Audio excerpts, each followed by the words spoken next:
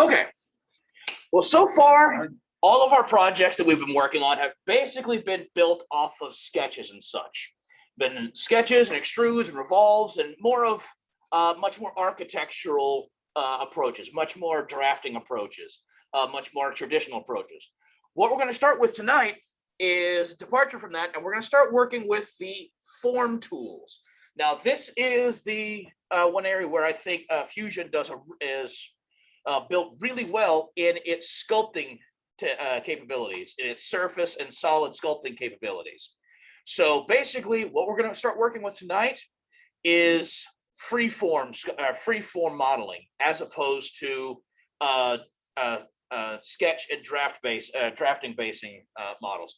Now, can you still use sketches and all that kind of stuff within forms? Absolutely. But it allows you to be a bit more, like I said, sculptural with this. Now, what you can do is pretty much whatever you damn well please.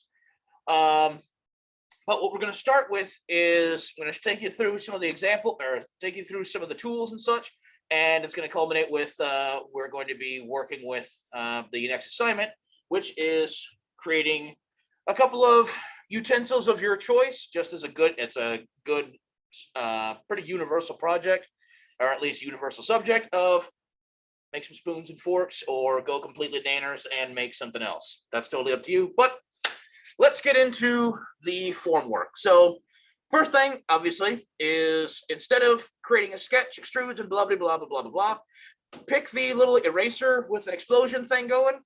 This is your create form. And it changes up your, just like always, changes up your toolbox and such. Now you have some basic boxes, planes, cylinder. You have what's called a quad ball and a sphere. Now, the difference between quad ball and sphere, think of the sphere as more of like a globe built out of longitudinal and latitudinal faces, versus a quad ball is built more like a volleyball or soccer ball. Just a different way of designing the faces of this. Now, one of the things you'll immediately note is I'm going to start with a box here. I'm going to select this, just like always, select a plane to start from. You can see that it has some options in your toolbox here. Just like it kind of skips the create a sketch first and then extrude tool set. And you can start, since this is a rectangle, you can start it as a center point rectangle or as a 2-point rectangle. Exactly the same thing as your sketch base would be. So I'm going to start with a center point. One side, you could do symmetrical, or one side, new body, standard. There you go. Select the face you want to work on. I'm going to keep with the XY plane. And I'm just going to select smack in the center. Just like any other time, start building it outward. You can do this by dragging or do it numerically. Let's say 75 by 125, just because reasons. Black. Now, it didn't automatically give me an option to set a height because I hit enter too fast. So selectify that, get rid of it, do it again. Let's say 25 by, again, 125, grand. Okay, what happened there? Yeah, it said 125. Lock that in, still gonna do stuff. It's all right. Yeah, I scrambled it a little bit anyway. Now, immediately note that this is a much more rounded form. Well, how the hell am I supposed to work with this? This is exactly the point to where you get to play around with stuff. You start with a basic form, be it something like this, be it a sphere. The sphere you drag to size. You can add and subtract faces with sliders, make it a lot more complex, a lot more simple. Anytime you're starting with any of these kind of forms to then edit and reconfigure and sculpt, I highly recommend, and you really should start more simply with less faces to manipulate, then you can build from there. Makes sense in a minute. Now, one of the things like with sphere started, you also have an option for symmetry. You can do none, of course, mirror, which is side to side, but then because it's a round object, you can have circular symmetry. I'll show you what that stuff means in a minute, and we can apply it later also. For right now, we'll just stick with regular. Okay, so super fantastic. I got these like whatevers. What do I do with these? One of the most universal tools, and just a reminder, you do have all these other aspects here. One of the most universal tools is going to be under your modify, and you click the drop down and you see there's a whole bunch of tools to play with. My best recommendation, play with them. See what you can do with them. Go nuts with it. Start with a basic body and just play. But first thing I want to show you, which is probably the most universal, is the default tool of edit form. Select this, and just so you know, if you double check up in the upper right hand corner, just like when you're starting with like a new sketch or something like that, you are in that sketch environment, you're building everything, and then you exit and do other stuff. Same thing here. This is more of you are doing three-dimensional sketching or much more three-dimensional sculpting. So anything I do, I'm still within the form workspace. When I finish that, that's when I can do external modifiers. Yeah. Side question: what's the pictures where they're like it's the front view, side view? What the fuck are those called? What do you mean? Like the pictures where it's like it shows the front view of something, left side view, right side, that's all like flat. Yeah, orthographic views or just multi-view. Okay.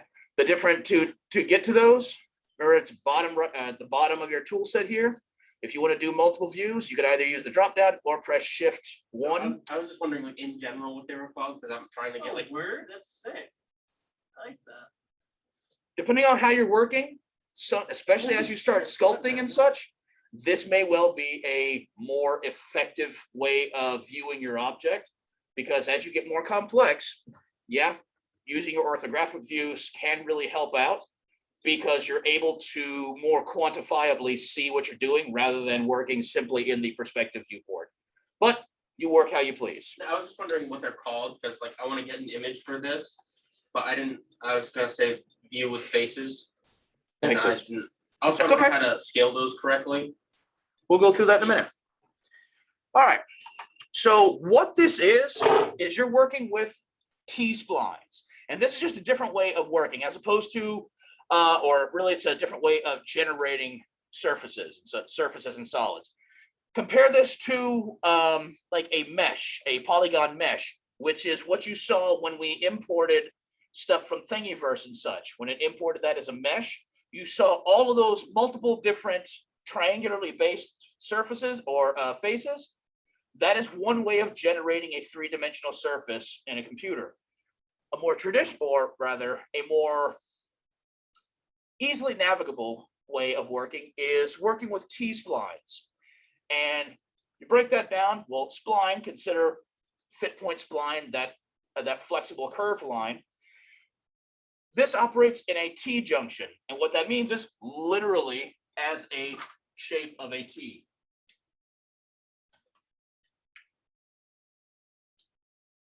So you have whatever intersecting, Y, T, whatever.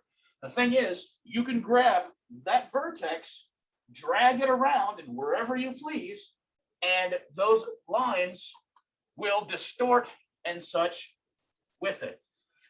So what that basically means is you can manipulate by faces, like it says on here, the whole thing, select by faces, by edges, which are of course just your lines, or by vertices, which are just your points, and you can squish, drag, extrude, twist, do all kinds of stuff with this. So don't get confused into thinking when I say this is more for a sculpting environment. This is not so much like some of your other much more detailed surfacing programs like, say, like Blender or things like that, where you're really building up like texture maps and things like that. This is for sculpting like general surfaces. You can get very detailed, but it's more about the overall surface rather than actual texture maps or anything like that. We'll get to that kind of stuff. Anyway, what this is, standard T-spline entry is just select whatever you please. You have your different transform modes, which means when I select, say, like right now I have my selection filter as a vertex. I select that and you'll see this pretty complex gimbal come up. But it's very similar to everything we've been working with so far. Let me zoom in a little bit. So I'm just focusing on that one point. Same symbols. I have my orthographic arrows. I can drag this in multiple directions.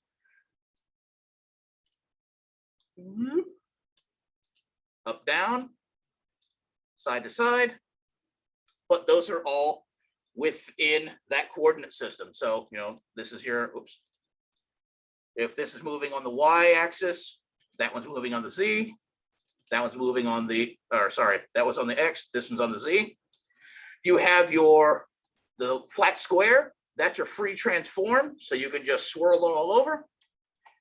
Your arrow, or the outliers here, are your scale tools. Now this isn't really going to work as well with a vertex, but if I switch to my my selection filter to all, I can select like a face.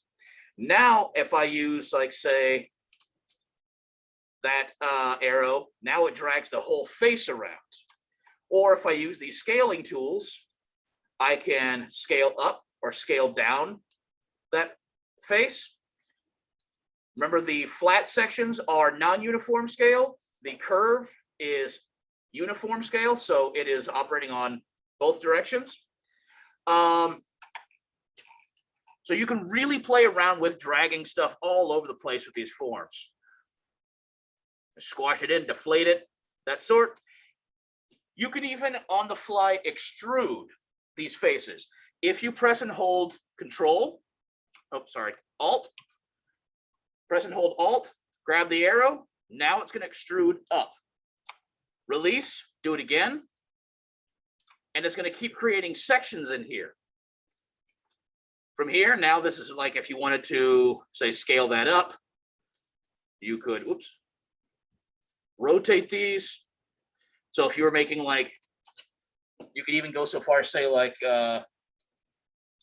let's see here. Oh, and your blades for your turbo, you could even make these more organic by extruding faces up and twisting and such. That could be a thing. But yeah, you have so much free range to play with the Form Edit tool. This is why I say play around with it. Other thing you can do, select, and once you're out of this, you can even delete faces and create hollow forms. We'll get to that in a minute.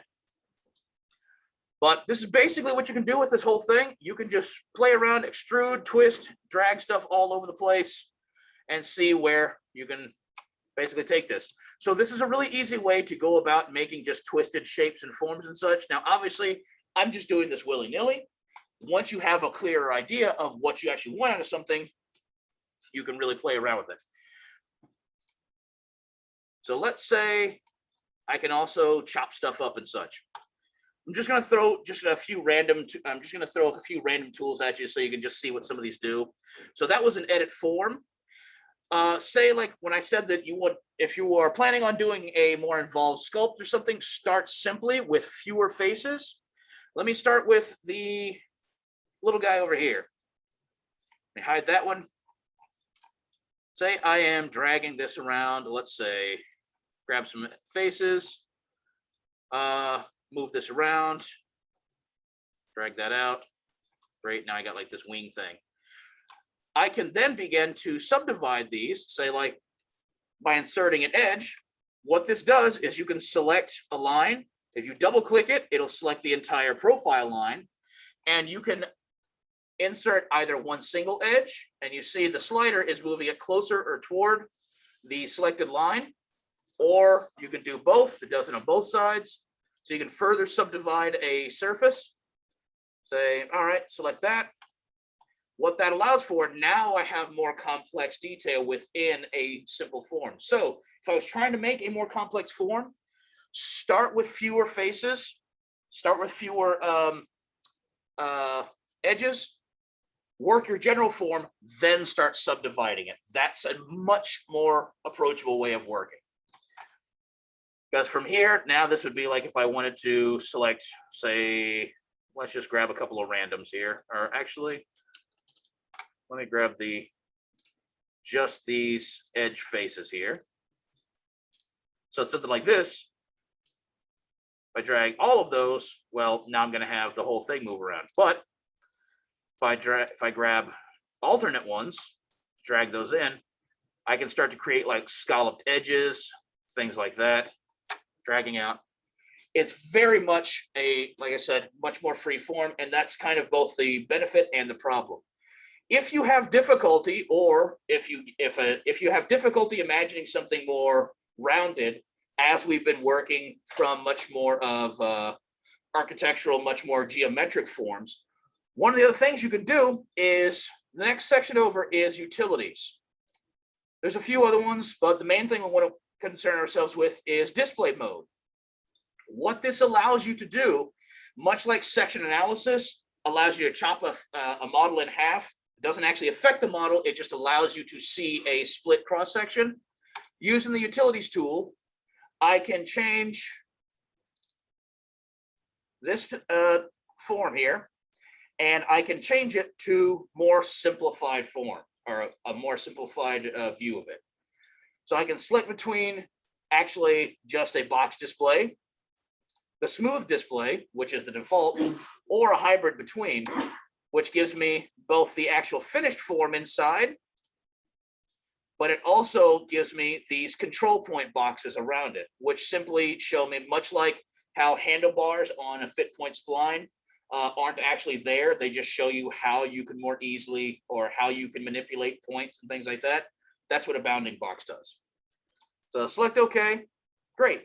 Now I can see this thing in multiple views. Basically, I have it as a rounded form, a rounded body inside, but I also have these control points on. So if I now select edit form and say like by vertices, instead of me selecting the actual vertices on the body itself, now I can grab this by, say, like just these control points, and it gives me a little bit more control more easily, just to see what I'm doing here. So just different ways of working. One last thing I want to show you on here is the symmetry tool. I said that when you were creating a body, you could add symmetry as it was, or after the fact. So let's get another sphere, throw this down in the center. Sure, drag it out. I don't know, let's say 100 just for reasons. Like I said, you can simplify the faces, fewer, more. The default 8 and 8 is pretty well good. Makes sense. Says you can put symmetry in here. You can do it after the fact as well. Click OK. What symmetry allows for, so say I wanted to, like, I wasn't really sure where I wanted to put that, whatever. Do it after the fact. Add symmetry. What you're allowed to do, and this is just the default mirror internal. So what that means is it's going to mirror it, the body itself. External will actually duplicate additional bodies. So we'll stick with the default. So if I select one face and then another next to it, you see this green line appear. This is showing that it's going to maintain symmetry straight across that. Select OK. Edit form again. And let's grab some faces. Drag that, and I drag one direction, and it's going to do the symmetrical thing on the opposite side. Oh, yeah, so the thought. That's funny. I wanted to stop. It's true. I see it literally all over it. There we go. Although now it's a little more hammerheady. That's all right. You make that one fucking bad for Pirates of the Caribbean. That's A little creepy. still all right. But you can very quickly start to play around with this stuff. The other option is, let me throw another sphere out here. Doesn't matter. Okay. Symmetry. I want circular symmetry instead. This is for spheres, of course. What you do is select a couple of faces. So one, now you have options. What does it want you to select? What it's giving you here is, if I select this one over here, that's going to be symmetrical across two. Or if I select over here, that's going to give me 4 points of symmetry. Or same by 8, I got 8 points of symmetry. So what happened in the middle? Strangeness. Just a hole. Yeah, that's something you have to end up fixing later. So let's select that and play with this. So I'm gonna grab a face and I'm going to press and hold Alt to extrude on the fly. So you can really start messing around with some stuff here. And this would also be, since that's a free transform. Oh, they got thing from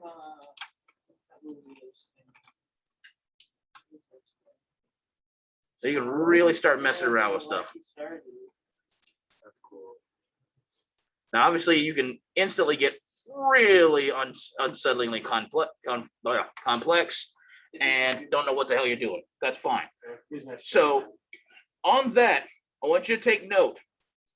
All the stuff I've been playing around with, it is not recording a history. But just like when you were working on a sketch, as you're building a complex sketch and such, you don't. It's not adding anything onto the history slider. It's only after you complete the sketch, or in here, finish form, that you're building history markers. So take that into account as you're doing some freeform editing and such, some freeform modeling.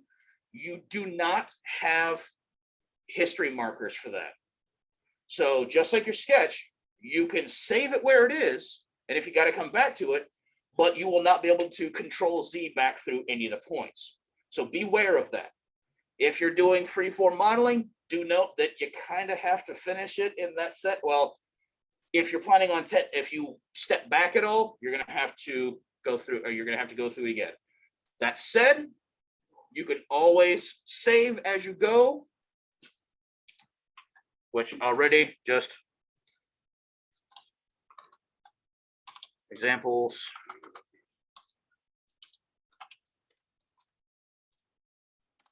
If I was to, let's go ahead and throw a couple more on here. We'll grab that face and let's scale that down. Whoop. And click OK. Now, if I would have saved here, you can always put some notes and such in here. So with that, I could say like scaled faces down. So that way, when you go to your save point, oops, I put this in the wrong folder. That at very least you can refer back to which one you want to upload, or which model you want to open again. So that is a way that you can work around that, using your version, using your milestones, create stuff like that. All right. So pretty much the edit form and such, it's a playground for now. I encourage you to play around with stuff. That's the whole point of starting a new assignment, of a simple assignment, to take you through some of the steps properly. But I encourage you, play around with all the tools you can. And of course, if you get stuck with anything, either contact me or look at other YouTube videos. There's a plethora of information out there on especially form editing tools. But for now, play around with this. Finish the form. Are there more things to do? Oh my, yes. Here's all kinds of stuff. Okay, let's see here. Here's another thing, what you were asking about. What will happen with that hole in the middle? It's telling me that thing failed to convert. So, oh crap, okay, return. Yes. Problem. So what that was is that hole that it created in the center. One quick thing, utilities, one of the other tools in there, repair body. We'll see if it actually does. Don't know if it will. These star points are issue places, auto repair.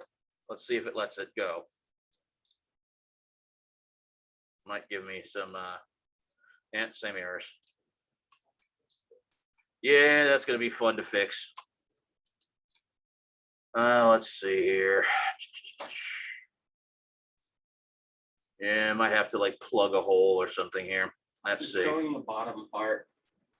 It's on both, but more importantly, it's there, but it's also for some reason there. Oh, it's because those two bodies are intersecting. So hide that.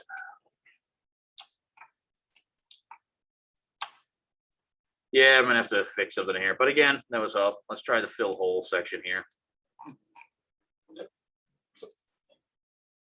select around. So that's just the automatic tool, fill hole. You have different patterns. You could do the reduce section, maintain that kind of section there, fill star, or collapse where it just does exactly that. Weld vertices, yeah, I want to fuse all those together. That's fine. Play with the checkboxes. There we go. Let's see if that helped. Let's see if that fixed it. It wasn't giving me an error at the top, but let's see. Yep, same, and whatever that is. That is some kind of intersection from that other body. All right, well, I'll just delete that later. All right, so this is just screwing around.